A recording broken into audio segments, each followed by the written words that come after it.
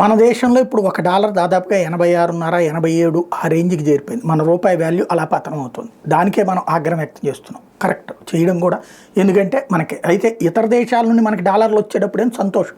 మనం వివిధ వస్తువులు కొనేటప్పుడు ఈ డాలర్ పెరగడం వల్ల ఆ వస్తువుల వ్యయం పెరుగుతుంది. కాబట్టి అప్పుడు ఆగ్రహం వస్తుంటుంది. అది పక్కన పెడితే కొన్ని దేశాల్లో అయితే $1 పట్టుకుపోతే దర్జాగా బతికేయచ్చు. చూడండి, ఇరాన్లో $1 481 వాళ్ళ ఇరాన్ రూపాయి ప్రకారం, అంటే డాలర్ $481.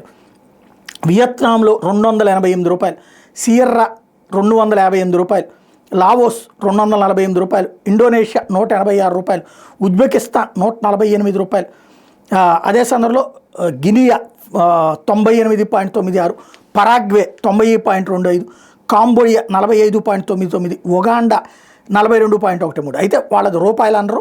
ఇరాన్ది రియాల్ అంటారు, వియత్నాంది డాంగ్ అంటారు, సియర్రాది లియోన్ అంటారు, లావోస్ది కిప్ అంటారు, ఇండోనేషియాది రూపాయ అంటారు, ఉజ్బెకిస్తాన్ది సోమ్ అంటారు, గినియాది ఫ్రాంక్ అంటారు, పరాగ్వేది గురానీ అంటారు, కాంబోడియాది రియాల్ అంటారు, ఉగాండాది షిల్లింగ్ అంటారు.